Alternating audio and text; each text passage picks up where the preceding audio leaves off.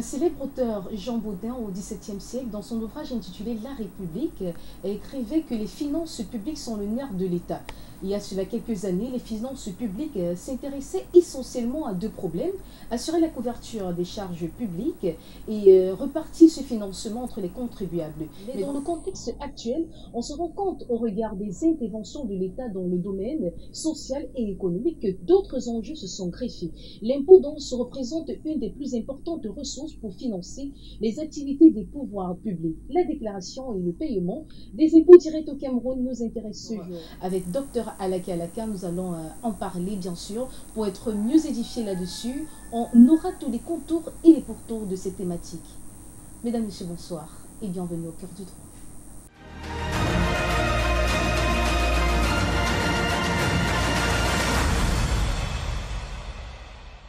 Vous vous poserez certainement les questions: c'est quoi l'impôt? Que représentent les impôts directs? Comment procède-t-on pour la déclaration et le paiement des impôts directs au Cameroun? Pour être mieux édifié là-dessus, nous accueillons Dr Alaka Alaka, fiscaliste, qui a eu à soutenir sa thèse de doctorat à Paris 2 en 1996, intitulée Les difficultés du recouvrement des impôts au Cameroun, contribution à l'étude des dysfonctionnements administratifs. C'est bien ça? C'est exact. C'est exact, merci. Bonsoir. Bonsoir.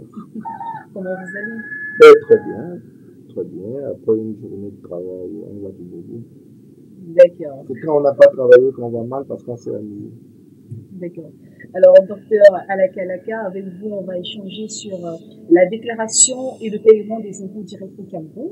Bien sûr, quand on parle de l'impôt de façon classique, et pour reprendre la définition de Gaston Gèze, on va dire que l'impôt est une prestation pécuniaire requise des particuliers à titre définitif, sans contrepartie en vue justement de la couverture des charges publiques.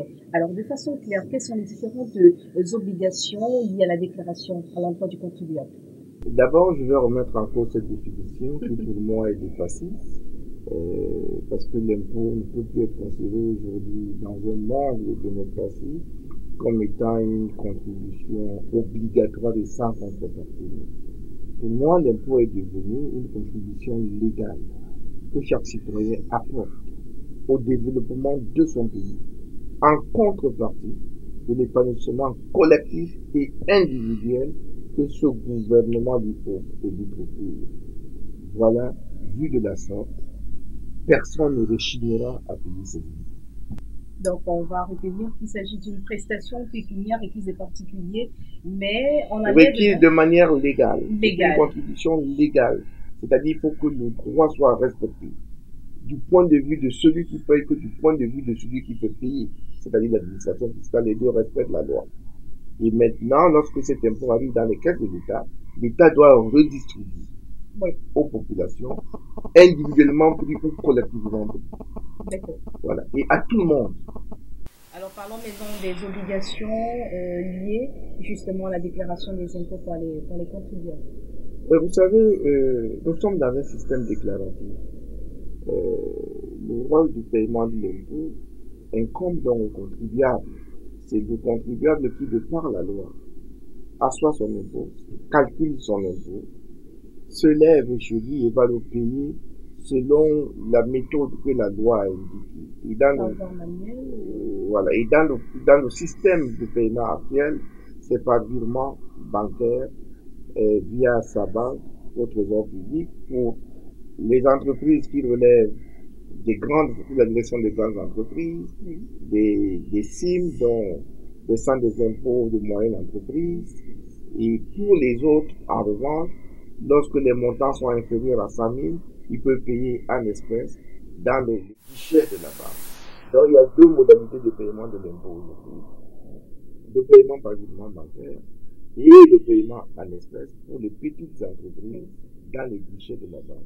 Ça veut dire qu'on a exclu le trésor. L'État s'est exclu lui-même du paiement de ses propres impôts et a confié ce rôle à d'autres personnes. Et je voudrais qu'on associe la TVA aux impôts directs en matière de paiement. Parce que la TVA obéit au principe du paiement des impôts directs. Mais même si la TVA reste un impôt indirect. Absolument. D'accord. Alors, docteur, dans la fiscalité camerounaise, prévoit donc, comprend les impôts directs dans ces articles 3 et suivants du Code général des impôts. Les impôts directs, on a la taxe foncière, la patente, la licence, les impôts sur les sociétés, sur le revenu des personnes physiques, les impôts indirects. Vous avez dit que nous devons considérer maintenant la TVA dans le paiement comme un impôt direct.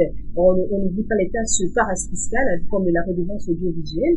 Alors, docteur, quels sont les délais même de déclaration des impôts? Parce qu'on sait qu'il y a différents types de délais. Alors, je dis que ces impôts obéissent au principe déclaratif. Il y a des impôts qui sont mensualisés. C'est le cas de l'IAPP, c'est le cas de l'impôt sur les sociétés, c'est le cas de la TVA. C'est-à-dire, à la fin du mois, lorsque vous avez réalisé votre chiffre d'affaires, on va aller pas à pas.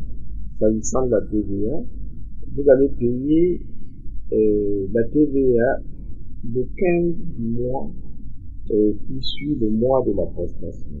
Oui. Autrement dit, on est là au mois de mars.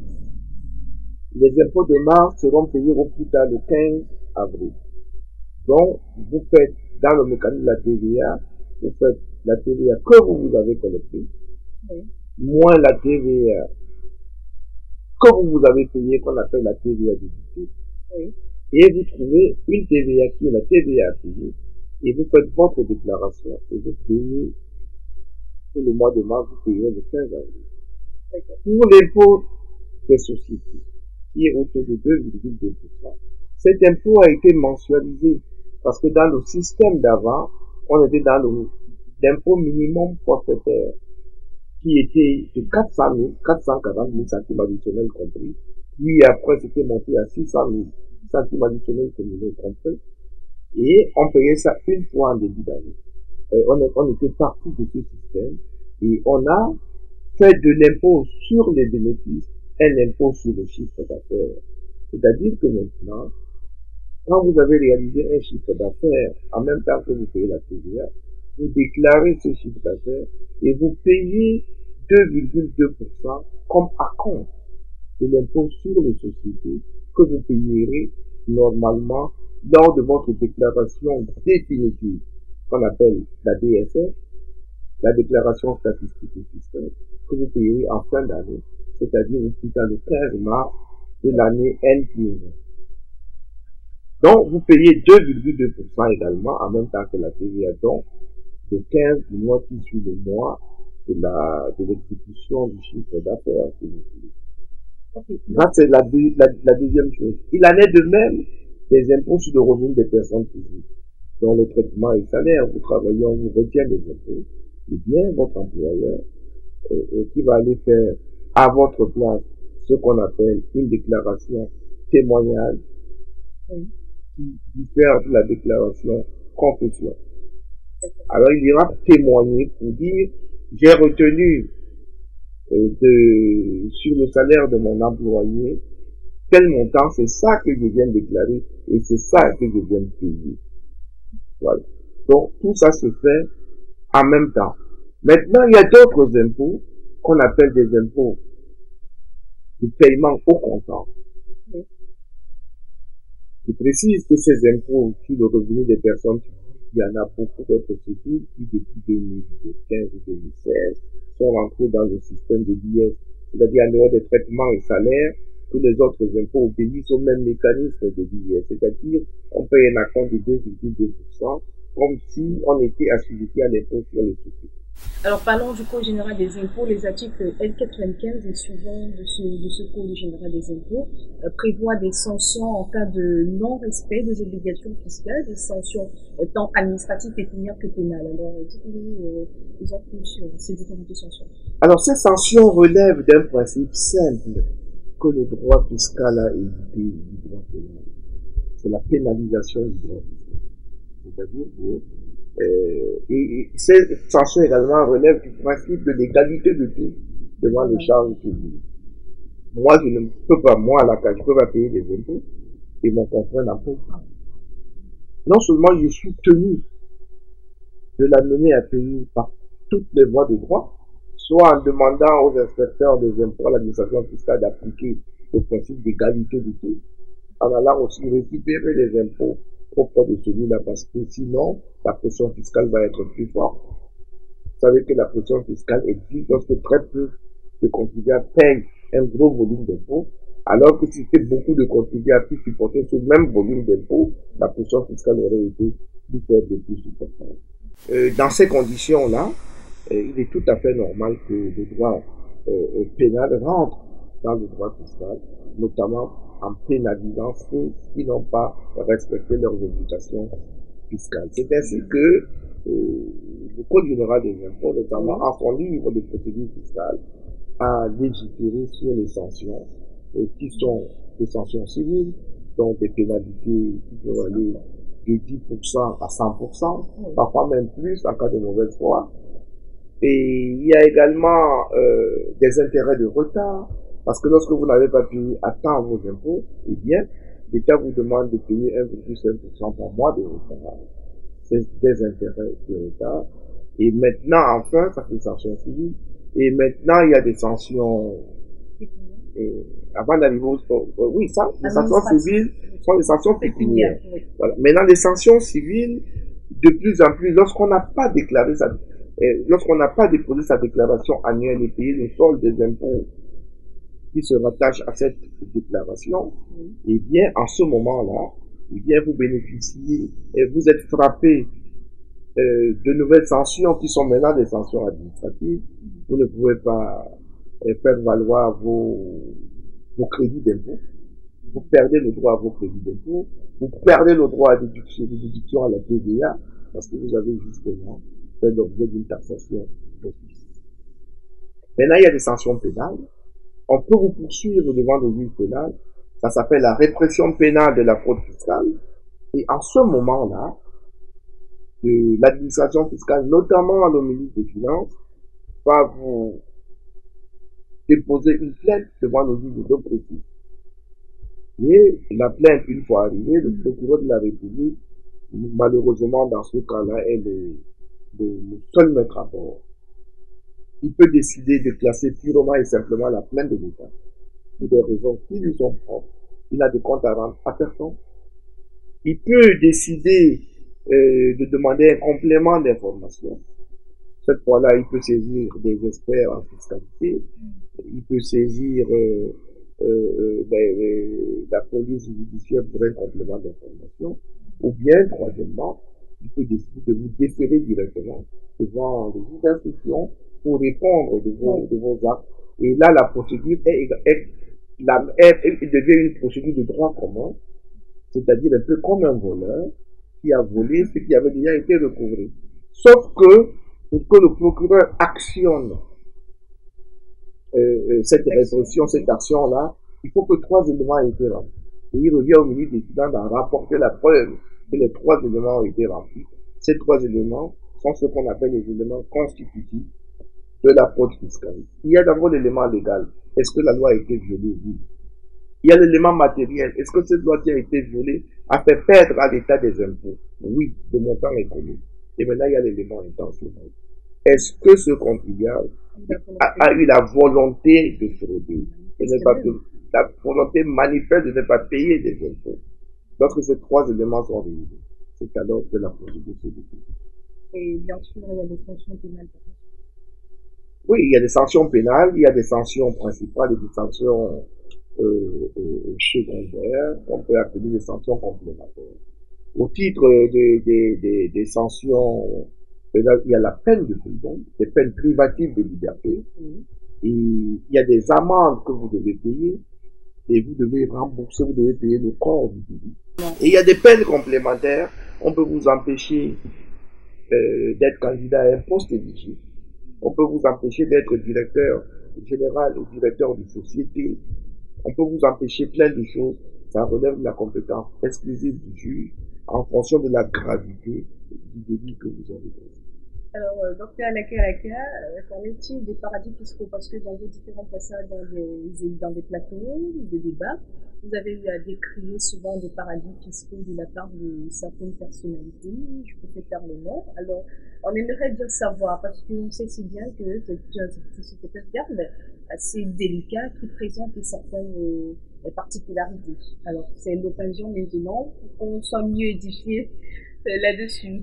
Alors, les paradis fiscaux c'est des pays ou des bouts de pays où on ne paye pas des impôts, ou alors où on paye ou pas des impôts, mais si on paye, c'est très peu d'impôts. C'est des pays où le taux de l'impôt est le plus bas, c'est-à-dire 2%. Regardez l'impôt sur les sociétés, nous on est à 33%. Si vous avez un pays où le taux de l'impôt sur les sociétés est à 1% ou à 2%, eh bien vous avez tout intérêt à transférer vos bénéfices là-bas pour aller payer là-bas un impôt moins cher et dégager des bénéfices qui vous profitent, qui ne vous auraient pas profité dans le pays d'accueil où vous exercez. Alors, les paradis fiscaux ont connu un démantèlement avec la crise de 2008, parce que les paradis fiscaux étaient mis en place pour spolier l'Afrique. L'histoire des paradis fiscaux est complexe. Mais je résume, c'était pour spolier l'Afrique. Des grandes entreprises multinationales qui exercent en Afrique, par le biais des prix de transfèrent ainsi illégalement les bénéfices des pays d'accueil, des pays comme le Cameroun, vers des pays où il y a une fiscalité faible. Et là, les 33% qui auraient dû être payés au Cameroun s'évaporent et se retrouvent par des mécanismes que nous connaissons vers les paradis fiscaux. Et ce qui faisait des paradis fiscaux quelque chose de spectaculaire, c'est que tous les paradis fiscaux étaient entourés du secret bancaire. Autrement dit, les banques qui se trouvent dans les paradis fiscaux n'avaient pas l'obligation de rendre public l'information fiscale, d'une part, et l'information financière de leurs clients, d'autre part. Donc, la saisine de l'impôt dans ce pays a été malaisée. On ne pouvait donc pas se rendre compte. C'est pour ça que depuis 2008, on a commencé à signer des conventions multilatérales d'échange de renseignements à but fiscal, qui fait que aujourd'hui, si vous avez transféré de l'argent, des bénéfices à l'étranger pour ne pas payer vos impôts au Cameroun, il est fort possible qu'il y aura la traçabilité. Et on va par le biais des contrôles des coûts de transfert, faire des ajustements primaires qui vont vous permettre de ramener virtuellement cet argent au Cameroun et naturellement de vous faire payer maintenant physiquement les impôts que vous auriez dû payer sur ces bénéfices. Ainsi, j'ai dû transférer. Voilà. Alors, docteur, on va s'intéresser un tout petit peu à la loi de finances de 2017 qui présentait des innovations, et une des plus grandes innovations était l'attestation de non-résidence. Alors, oui. Qu'est-ce qu'on appelle par attestation de non-résidence? Alors, l'attestation de non-redevance est une formalité administrative, c'est un bout de papier qui a remplacé le titre de patente. Hier encore, le titre de patente était délivré une fois et était valable pour toute l'année. Aujourd'hui, on paye une patente qui est un impôt sur l'activité, mais on ne vous délivre pas le titre qu'on vous délivrait hier avec votre photo pour les personnes qui voilà. Mais maintenant, aujourd'hui, on vous dit, le bout de papier qu'on appelait patente qu'on vous délivrait hier, et qui était valable pour toute l'année, et qui vous servait de la loi de finances 2017, mais qui présente également certaines complexités, et c'était avec le docteur Alaka. On va prendre la deuxième articulation de cette émission, notamment cas pratiques, et aujourd'hui on va toucher l'impôt libératoire. Écoutons d'abord cet homme qui nous présente son problème.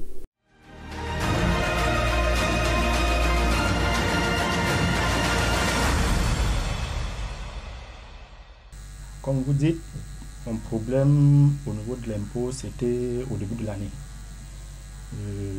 Puisque quand je partais à mon préoccupation, qui est le mototaxi, il y a les gars d'impôt qui m'ont interpellé. Et je me suis arrêté. Je n'ai pas voulu faire la force. Résister. Je me suis arrêté. Ils m'ont demandé l'impôt. Je les ai dit également qu'actuellement, avec le temps qu'on vit, je n'ai pas encore l'impôt de 2018. Puisque actuellement, je suis encore en train de fonctionner avec l'impôt de 2017. Le voici. Mais le délai n'était pas inspiré. Le délai n'était pas inspiré pour payer l'impôt de 2018. Et oui, D'accord. ça n'était pas inspiré. Or, ils m'ont dit que à l'heure actuelle, mon impôt de 2017 est déjà périmé. Et ce que je veux faire, c'est de payer l'impôt de 2018. J'ai dit que non, actuellement, comme je vous dis, je n'ai pas encore l'argent pour payer. Et je ne refuse pas que je vais payer. Ils ont fait la fois, ils ont tiré la moto pour aller en fourrière. Bon, ce jour, lorsque je quittais de chez moi, je n'avais pas assez de moyens qu'ils demandaient pour payer. J'ai essayé d'interpeller mes amis. Bon, donc certains sont venus m'aider. Oui. Ils m'ont aidé, j'ai payé l'impôt. J'ai payé l'impôt. Et le problème maintenant, c'était de retirer la moto en fourrière. On me parlait pour retirer la moto en fourrière, je vais payer une somme de 10 000 francs, qui était déjà supérieure à l'impôt que j'ai payé. Ce qui me dérange, c'est l'énorme somme qu'on avait demandé pour retirer la moto en fourrière. Donc tout ce que je peux demander qu'on fasse, c'est que si l'État envoie les gens en route pour demander ce qui est de droit, on doit mettre des mesures sérieuses pour éviter d'embarquer les gens. Puisque moi, je sais que les 10 000 qu'ils avaient pris, ce n'était pas allé dans les caisses de l'État. Bon, moi, je sais que l'impôt, je dois payer, j'ai le droit de le payer. Oui, vous êtes toujours en règle. Oui. D'accord. Merci beaucoup, monsieur Francis Zamot. Et soyez rassurés, votre problème a été pris en compte par le docteur Pierre Alaka, qui justement est juriste fiscaliste et s'intéresse aux questions des impôts. Donc, il vous donnera des réponses. Soyez juste scotchés avec la télévision. De retour sur le plateau, vous regardez bien sûr votre programme bimensuel au cœur du droit, j'ai envie de dire, votre magazine juridique qui vous permet d'être mieux édifié sur les thématiques juridiques. On dit généralement qu'il est censé ignorer la loi, comme c'est prévu à l'article 75 du Code pénal camerounais. L'ignorance de la loi et le mobile n'influent pas sur la responsabilité pénale, raison pour laquelle nous sommes là pour vous édifier. On accueille toujours des hommes de droit. Aujourd'hui, docteur Alaka nous a édifié davantage sur la déclaration et le paiement des impôts directs au Cameroun. Alors, on a eu ce témoignage de cet homme. Il s'agit d'une question d'impôt libératoire. Il a eu à déclarer maintes fois, donc il est en règle pour la déclaration de ses impôts, mais à l'accoutumée, il est toujours confronté à cette situation quand il est interpellé par ces agents-là. Il a toujours cette habitude de monnayer. Et pourtant, il en règle parce que il y a cette volonté manifeste de ces agents de retirer sa moto. Une fois même, il a eu à résister parce qu'il se disait, il est en règle, à quoi bon donc monnayer comme une personne qui n'était pas en règle, et il a vu sa moto se retrouver en fourrière. Donc, face à ces situations, quels sont les conseils ou encore les pistes de solutions que vous donnez à ce dernier, mais également à tous ceux-là qui vivent certainement la même situation et pourtant sont en règle? Vous savez, l'impôt libératoire est pour moi un régime d'imposition qui au départ n'était pas bon. Parce que le régime de l'impôt libératoire était venu remplacer le régime forfaitaire, le régime de l'imposition forfaitaire de personnes, qui était considéré comme un régime colonial. On a donc créé un régime qui libère le contribuable du paiement de tout autre impôt. C'est pour ça qu'on l'a appelé le régime de l'impôt libératoire. Et l'État a créé un certain nombre de fourchettes qui sont au nombre de cadres. Catégorie A, catégorie B, C et D. Chacun se situe en fonction de son activité et de son chiffre d'affaires, de son revenu, à telle ou telle fourchette. Charge aux responsables des impôts d'en évaluer la pertinence de rester dans tel ou tel autre régime et de faire des redressements appropriés et des relevations.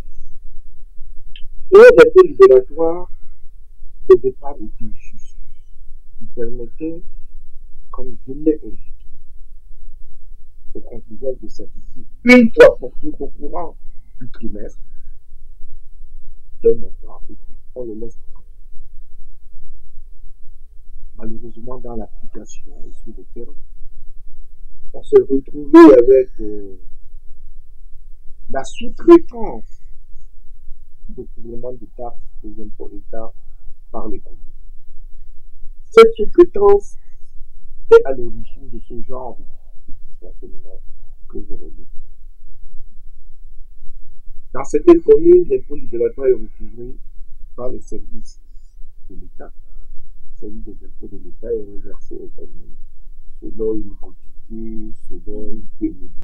Il n'en fait rien par rapport à cette gestion. Mais quand un contribuable relevant de l'impôt libératoire s'était acquitté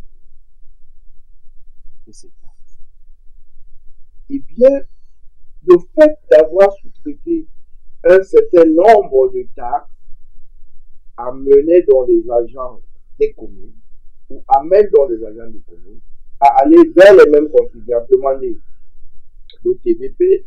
Il suffit que l'OTVP, c'est une taxe sur l'occupation de la voie publique. Demander la taxe sur l'environnement. Je peux vous dire que moi, les gars des communes sont passés ici me demander une taxe sur l'environnement. J'ai souri. Il leur a simplement dit que vous n'êtes pas la bonne fois. Ils ont compris qu'ils n'étaient pas la bonne fois. Voilà. Je suis un cabinet, je ne vois pas en quoi je produis la taxe. Et il y a la taxe sur l'hygiène, la taxe sur ci, la taxe sur ça. Donc celui qui a bien payé l'impôt libératoire se trouve donc accablé par le paiement de ces taxes.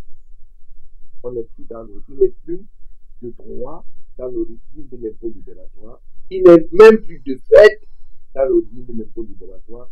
Il est dans un régime hybride que le Code général ne connaît pas. Vous revenez donc à votre cas. Vous avez parlé de moto, je comprends que c'est un principe. C'est-à-dire un conducteur de moto. On l'appelle chez nous le principe. Je ne sais pas d'où ça vient. Alors, une expression commune. Une expression commune et même familièrement admise. Voilà. Alors, vous avez donc quelqu'un qui a son impôt libératoire, il a payé, il a son assurance, il a sa moto, il a son permis de conduire, qui est interpellé par les agents de la commune qui sont généralement habillés en jaune et qu'on voit partout dans les boîtes de rue.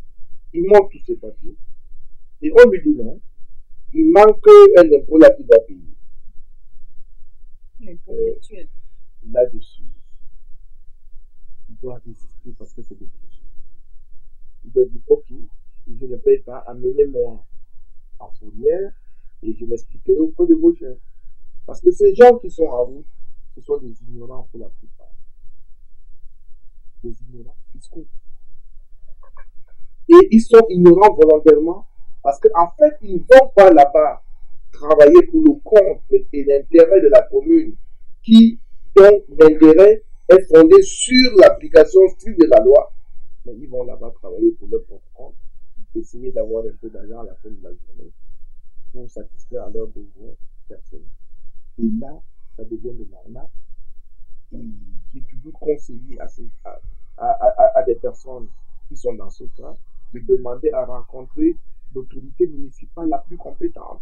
Il y a souvent des grosses difficultés à les rencontrer parce que justement, quand on prend la moto, on envoie en fourrière, il y a tout un pétement de procédures. On vous dit que c'est pas possible même de rencontrer, par exemple, le magistrat municipal. Donc, voilà, c'est camerounais, vous savez, les gens, quand ils sont à des postes de responsabilité, ils se croient tout permis jusqu'au jour où ils perdent ses postes et ils se retrouvent en prison. Là, ils reviennent sur terre. Là, ils reviennent sur terre. Non, lorsqu'on a un poste de responsabilité, on est là pour servir l'intérêt général. Si quelqu'un a un souci, ce souci est vital pour lui. Il demande à vous voir, recevez-le. Vous êtes là pour ça. Si c'est un maire, il a été élu pour ça. Et puis il a des adjoints à qui il a confié un certain nombre de responsabilités qui doivent recevoir et régler ce genre de problème. Parce qu'on ne peut pas comprendre que quelqu'un qui est en règle, quelqu'un qui a payé tous ses impôts, on lui demande de payer de nouveaux impôts qu'il ne connaît pas.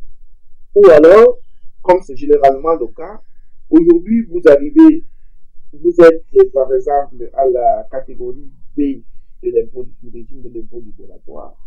Vous arrivez un matin, on vous dit non, vous n'êtes plus à la catégorie B, on vous met à la catégorie B. Sans transition et sans justification. Sans qu'il y ait eu un contrôle qui soit passé chez vous et qui ait démontré que votre chiffre d'affaires est au-dessus de la catégorie où vous vous trouvez. Ce sont des abus. Il faut que les maires et leurs adjoints, les responsables fiscaux des mairies, répondent rapidement pour sécuriser les emplois et pour sécuriser les contribuables. Un contribuable a besoin de savoir que s'il y a des gens dans la mairie qui violent la loi, il y a des responsables dans la mairie qui respectent la loi et qui sont les protecteurs. Lorsqu'on vit dans une commune et on a ça dans la tête, on n'a pas peur. On paie ses impôts, on travaille. On paie ses impôts, on travaille. On paie ses impôts, on travaille et on n'a pas peur. Mais la prise qu'on donne aux petits contribuables. Regardez par exemple, lorsque vous passez et vous voyez là où il y a ces gars de la mairie, avec leurs charges et tout, il y en a même qui barrent la route avec des machins. Enfin, ce qui est interdit. C'est interdit. Mais regardez les virages que les mototaximens font lorsqu'ils les aperçoivent, au point de se faire bousculer par la voiture qui vient de l'autre côté. Parce que quand il est vert, il ne se sent plus en sécurité. Or, dans les autres États, quand on voit le gendarme, on dit « Ah, je suis en sécurité ». Quand on voit le policier, on dit « Je suis en sécurité ». Mais chez nous, quand on voit le policier, on dit « Oh, je suis en insécurité ». Il faut que ça change. Il faut que ça change. Et cela est plus grave lorsqu'il s'agit des impôts. Vous ne pouvez pas savoir la gêne qu'il y a de savoir qu'on a payé ses impôts et qu'on a été scellé parce qu'on a créé un nouvel impôt inconnu de son régime fiscal. On vous demande. Il y a une gêne incroyable. On a l'impression de se sentir dans un état où l'État vole, où l'État spolie ses propres citoyens. Ça ne doit pas être le fait de l'État. Et si c'est le fait de certains individus, il faut que l'État sanctionne ces individus. Même si ces individus ont trouvé le travail grâce à eux, parce que généralement, aujourd'hui, pour travailler même à la commune, il faut connaître le maire ou un de ses adjoints. Mais il faut ramener à notre bon beau-frère et lui dire non, ce que vous faites là peut retomber sur moi et vous respectez la loi. Et d'autres, de l'autre côté, ces gars qu'on met en vous n'ont aucune formation. Ils n'ont aucune formation. En matière fiscale ou parafiscale, ou en matière d'impôts, du contrôle des impôts locaux. Ils n'ont aucune formation. Ils se retrouvent là, ils vont même jusqu'à contrôler les assurances. Contrôle dévolu uniquement au service des impôts en présence d'un officier de police judiciaire. Et face à tout cela, est-ce que ce pesquineur ou ce conducteur de moto peut porter plainte? Je vous ai déjà démontré que c'est illégal. Et tout ce qui est illégal viole la loi. Quand la loi a été violée, elle est mise en cause à les voies de recours, au titre desquels les recours administratifs, que j'ai longuement évoqués, et maintenant les recours juridictionnels. C'est des voies de fait. On se dit le juge correctionnel, une voie de fait, et l'intéressé est entendu, sanctionné, intuitif personnel.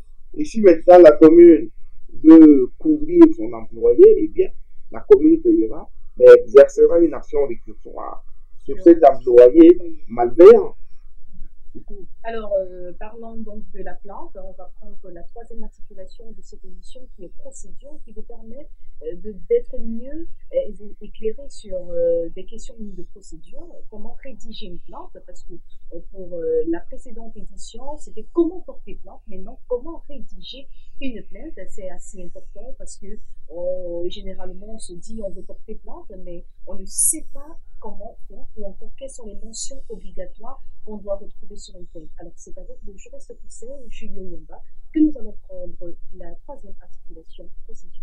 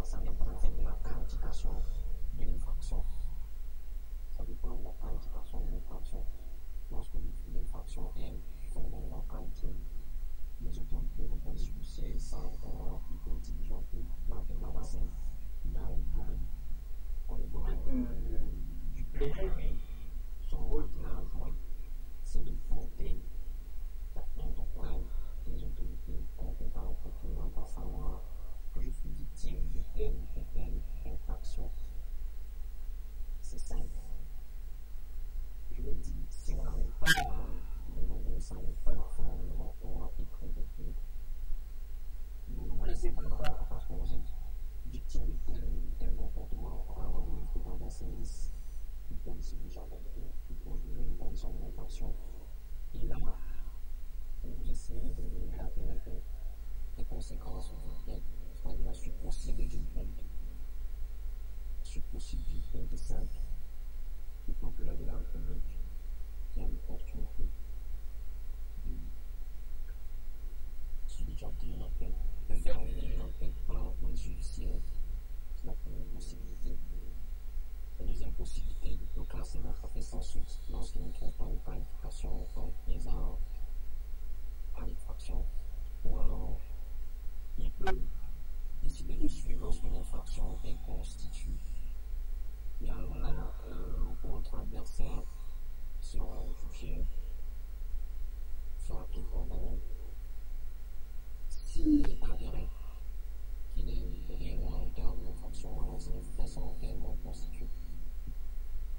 Ou alors s'il n'a pas assez de temps contre lui, il sera relaxé. Ce sont là des possibles suites de la plainte.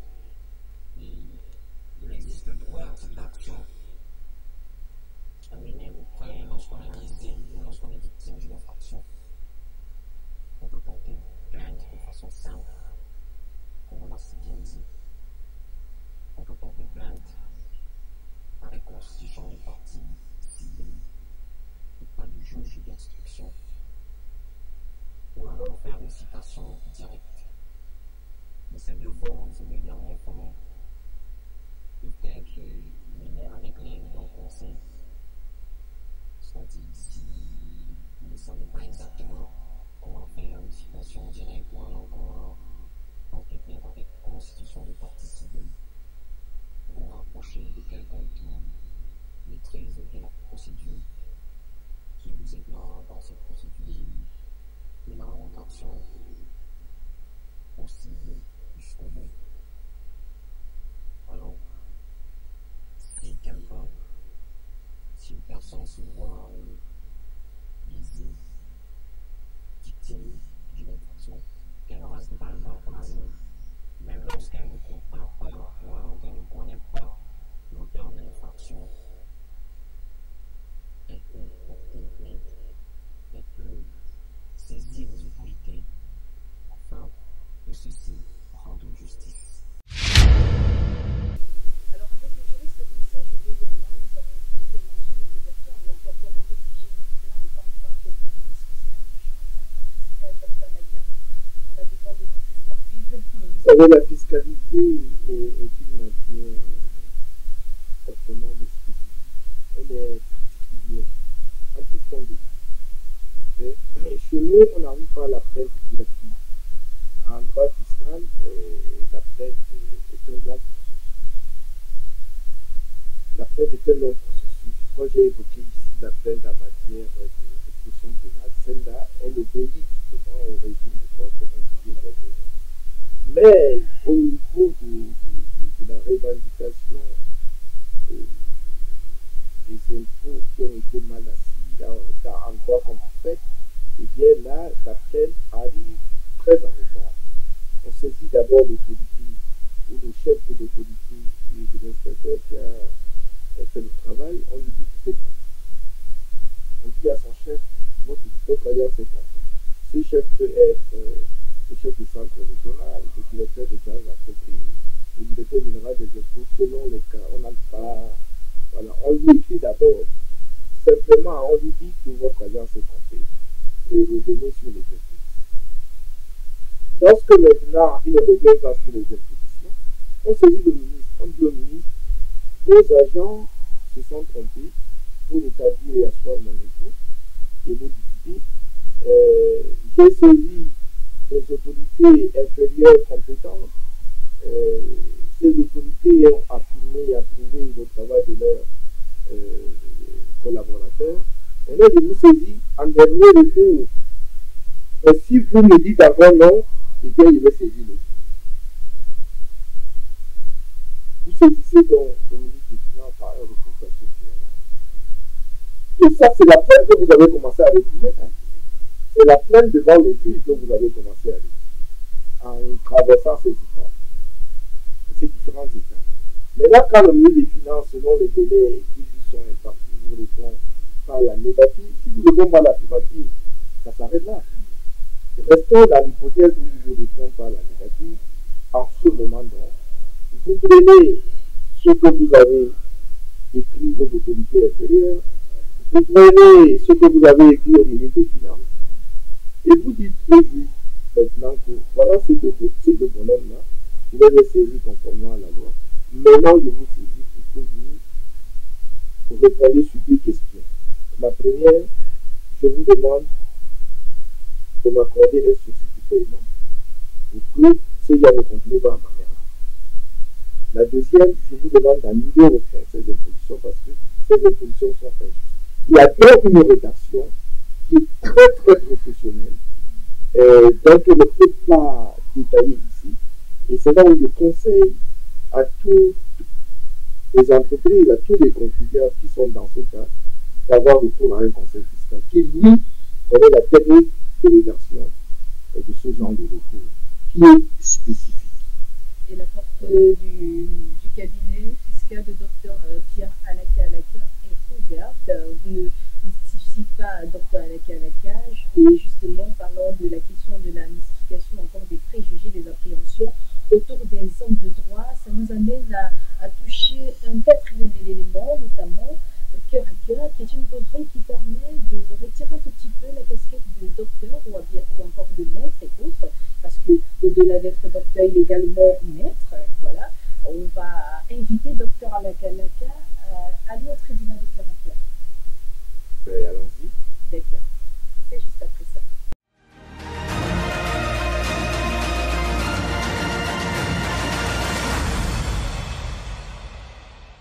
Nous sommes au tribunal de Cœur à Cœur avec un homme de droit. L'invité aujourd'hui à la barre, c'est Dr Pierre Alaka. On va essayer de découvrir la personne qui se cache derrière ce grand homme diplômé. C'est un fiscaliste. Je préfère ne plus citer les différentes casquettes de Dr Alaka. Je pense qu'il va le faire dans le cadre de cette rubrique. Alors, Dr Alaka, bonsoir. Bonsoir. Bonsoir une fois de plus en même temps. Ben oui, bien sûr. Alors, Dr Alaka, vous allez faire le juron, vous allez lever la main droite et j'aurais de dire la vérité, toute la vérité et rien que la vérité. Bah, je vais dire la vérité, toute la vérité et rien que la vérité. D'accord. D'ailleurs, je dis toujours la vérité. Okay. Voilà. C'est une bonne chose. Alors, Dr Alaka, vous êtes fiscaliste, vous avez eu à faire des études de droit. Et si on faisait un flashback, est-ce que vous allez toujours solliciter de faire le droit ou d'être fiscaliste? Oui, bien sûr, bien sûr. Bien sûr, c'est vrai que mon père m'avait prédestiné à des métiers de droit. Parce qu'il disait soit je suis magistrat, soit je suis avocat. Donc il ne s'était pas trompé. Parce qu'il disait à moi des élans de justice et de franchise. C'est pour ça que j'ai juré de dire la vérité, rien que la vérité. Et c'est comme ça que lorsque je suis admis au concours de l'école de journalisme, il m'empêche d'y aller. Et il me dit non, le journalisme, c'est pas le droit. Voilà, c'est pas le droit. Donc aujourd'hui, je suis juriste fiscaliste. Je n'ai pas été magistrat, mon petit frère l'est, ça me réjouit. Et je ne suis pas avocat, mais c'est tout comme parce que j'ai un cabinet de conseil fiscal. Je suis avocat fiscaliste des entreprises, Oui. Vu sous d'autres cieux. Donc je crois quand même que les parents sont toujours des visionnaires et ils prédestinent toujours leurs enfants à des métiers qui leur sied parfaitement. D'accord. Voilà. Alors, Dr Alaka, juriste fiscaliste qui exerce également bien d'autres fonctions, il a si bien dit, il est et il demeure, et même s'il fallait faire un retour en arrière, il maintiendrait vraiment cette profession. Absolument. Alors, docteur Alaka Alaka, quelles sont les difficultés que vous avez déjà eu à rencontrer quand vous avez décidé d'ouvrir ce cabinet fiscal? Euh, la difficulté est connue de tous, hein, elle est unique. C'est le paiement des factures, c'est tout. Nous sommes des PME et nous ne sommes pas protégés par l'État et nous rendons des prestations soit à l'État lui-même, à ses démembrements, et aux personnes privées, aux contribuables personnes privées. Mais je puis vous assurer que lorsqu'un contribuable a des difficultés, il est prêt à tout. Mais lorsque vous avez résolu ces difficultés, vous payez devient une véritable gageure. Nous avons plein de factures qui ne sont pas payées jusqu'à ce jour. Si je vous donne le montant, vous allez piquer une crise. Mais pourtant, c'est des montants qui ont été négociés, d'accord partis et acceptés, d'accord partis et même consignés dans le contrat de prestation de services, dans le contrat y afférent. Mais malheureusement, lorsque la prestation est faite et bien faite, ben, le bonhomme il s'en va, il ferme son téléphone, il change de numéro, vous allez chez lui, vous n'êtes pas reçu. Voilà les difficultés que nous avons et je crois que l'État devrait se pencher sur cette question pour protéger les PME. Pour protéger les PME. C'est le rôle de l'État. C'est la plus grande difficulté. Elle est valable pour moi, elle est valable pour tous les autres. Elle est même valable pour les avocats. Les commissaires au compte, tout le monde se plaint. Tout le monde. Mais on ne peut pas refuser d'accueillir un client qui est en désarroi. On l'accueille toujours, mais après, quand son problème est résolu, le monde s'est arrêté. Oubliant que demain ça peut revenir, il peut encore avoir besoin de nous ou de quelqu'un des nôtres. Oui. Voilà.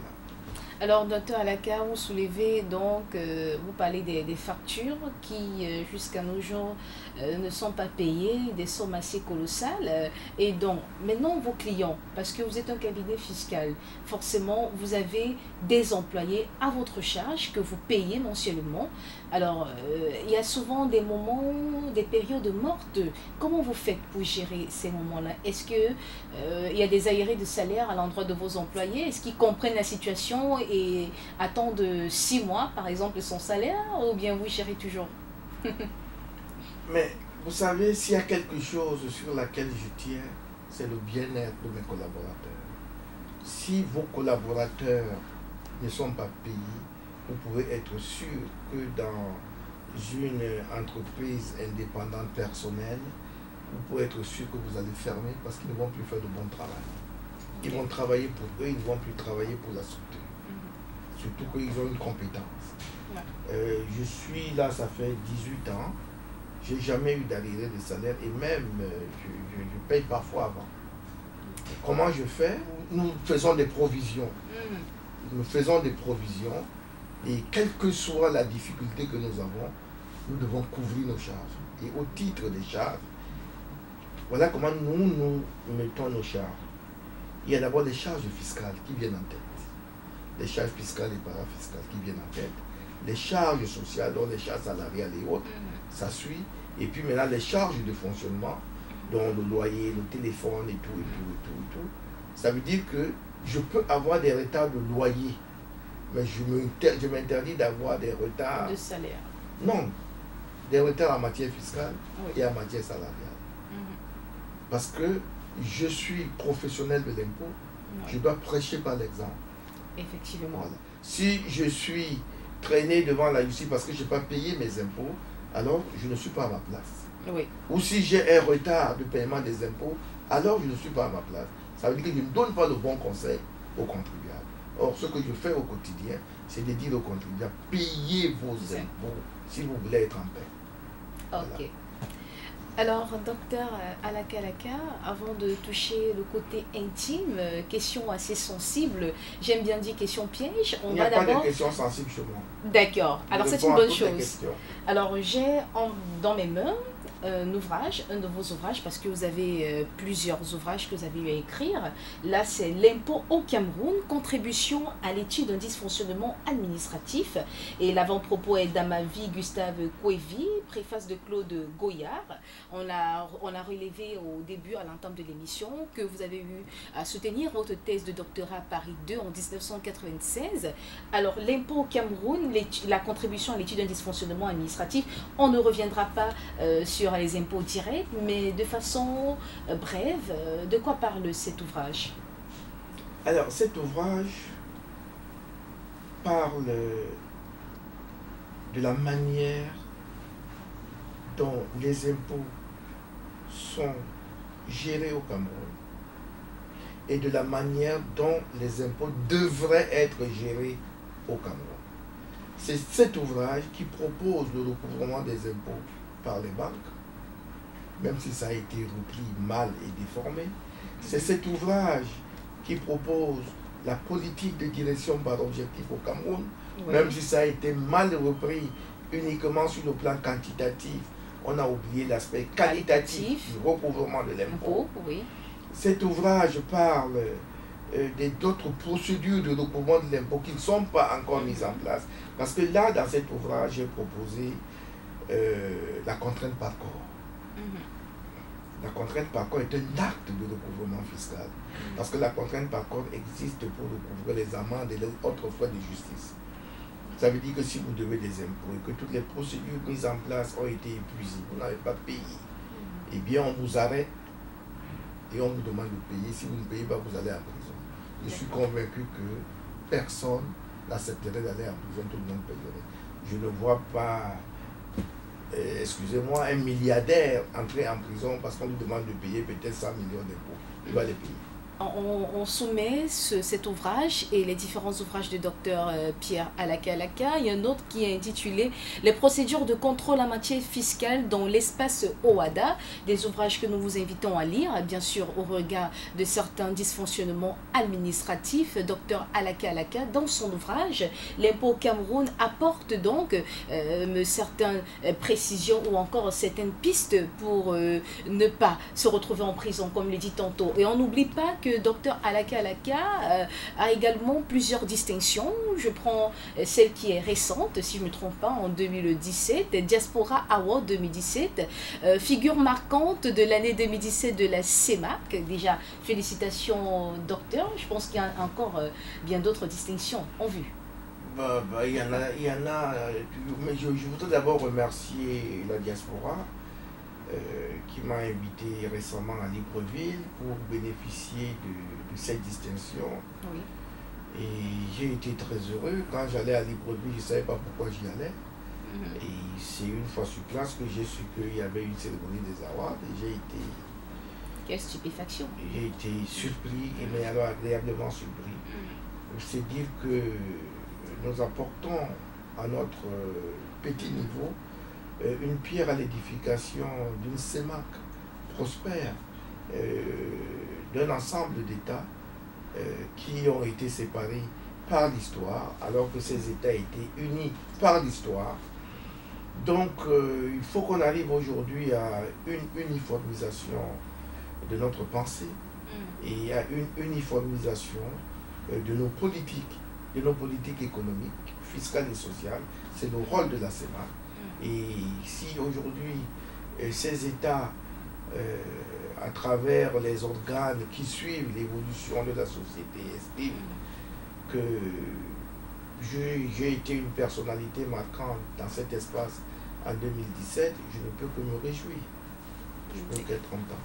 Voilà. Alors, un côté assez sensible, est-ce que docteur Monsieur Alaka a déjà eu à être subjugué par la beauté de belles dames et faire le premier pas? Est-ce que vous avez déjà eu à draguer des femmes? Mais si après le mariage, si je vous dis que je n'ai jamais dragué les femmes après le mariage, c'est que je suis un sacré menteur. Or, j'ai prêté serment ici pour dire que je vais dire la vérité. Toute la vérité. Voilà. On drague les femmes parfois pour blaguer. On drague les femmes parfois pour voir si on est un bon parleur. Hein? On drague les femmes parfois parce qu'on n'a rien à faire. Bon, quand vous êtes sérieux dans la drague, ça se passe comment? Elle devient votre maîtresse ou bien? Est-ce que le serment que j'ai prêté m'oblige à répondre à toutes les questions? À toutes les questions, oui. Vous êtes à la barre. Vous êtes à la barre, monsieur Alakalaka. Non, mais quand on est sérieux, on nous montre. Il y a des signes qui montrent qu'on est sérieux. Mais le caractère sérieux d'une drague ne dépend pas de l'homme, ça dépend de la femme. C'est la femme De la réception. De la réception. C'est la femme qui estime que là c'est sérieux, là c'est pas sérieux. Bon, moi je ne peux pas vous dire à quel moment je suis sérieux, à quel moment je ne suis pas sérieux. Et puis de toute façon, mon père était polygame.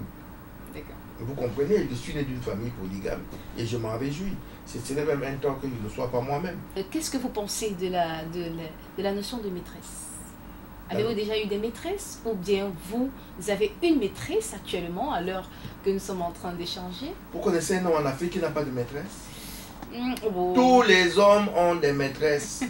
Non, la vérité c'est que tous les hommes normaux ont une maîtresse. Monsieur Alakalaka, Pierre a une maîtresse. C'est ce qu'on retient. Non, c'est pas ce que j'ai dit, hein. Il faut faire attention. J'ai dit tout homme normal en Afrique a une maîtresse. Le président Mitterrand avait une maîtresse. On a même vu un président français qui est parti tout récemment, qu'on appelait Hollande, qui prenait son scooter pour aller retrouver sa maîtresse. Mais vous êtes un homme normal, donc vous avez une maîtresse. Je vous dis qu'un homme normal a une maîtresse et tous les Camerounais ont des maîtresses. Déduction, monsieur Alakalaka a une maîtresse. Mais si on veut faire, si vous étiez fort en mathématiques, cette conclusion ne me gênerait pas du tout. D'accord. Voilà. Voilà. Quand vous vous rapprochez d'une dame ou quand vous êtes en face d'une dame, qu'est-ce que vous regardez? Quel est le premier regard? Vous jetez votre premier regard où? Sur la poitrine, sur les formes généreuses, sur les petits détails, la laine, la voix, le regard, les doigts. Qu'est-ce que vous regardez en premier lieu chez une femme? Tout. Oula, vos yeux, non? Je regarde tout en même temps, c'est-à-dire que je regarde une femme, d'abord je la regarde moralement. Est-ce que moralement cette femme est complète? Et ça se justifie.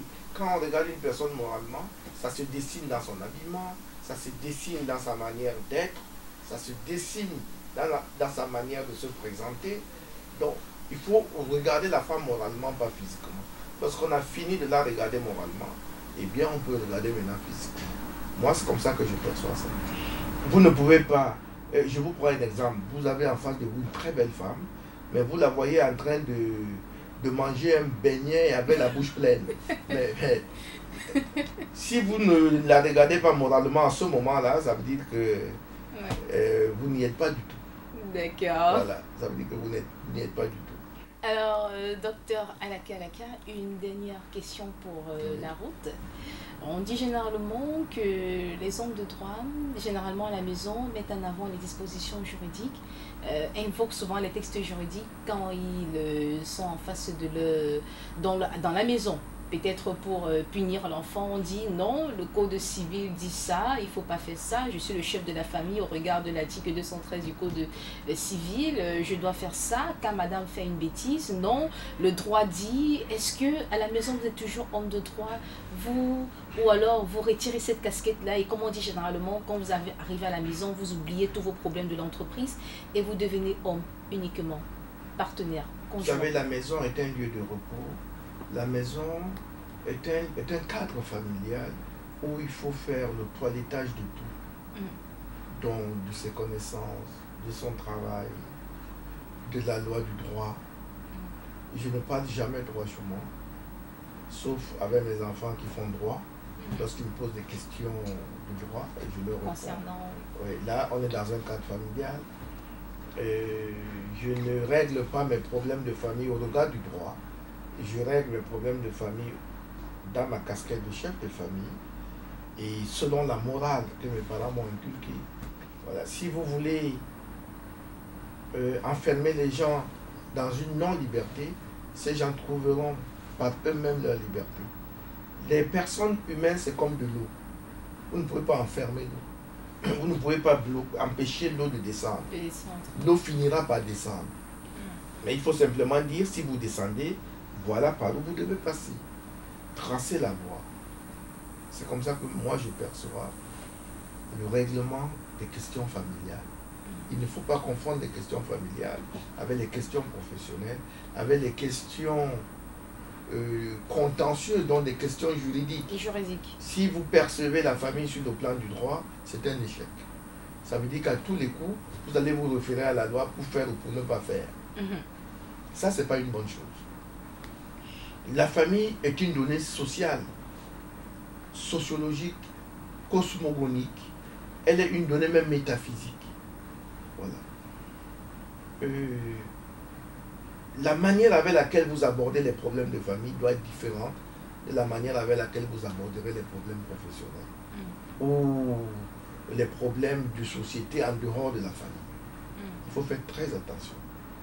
Parce qu'il y a des sentiments d'appartenance intime dans le cadre d'une famille, tels que si ce sentiment disparaît, vous pouvez en faire, vous pouvez faire de certaines personnes des aigris.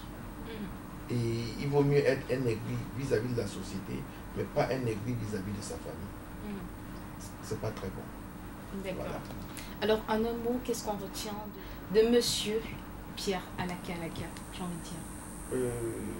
Retenez de M. Pierre Alaka quelqu'un qui aime les impôts, quelqu'un qui aime la fiscalité, c'est mon dada, quelqu'un qui apporte sa contribution à ceux des Camerounais qui ont des difficultés en matière fiscale et qui n'ont pas de solution, à ceux des Camerounais ou même à ceux des contribuables qui refusent d'être victimes de la violence juridique des administrations concernées par les questions fiscales.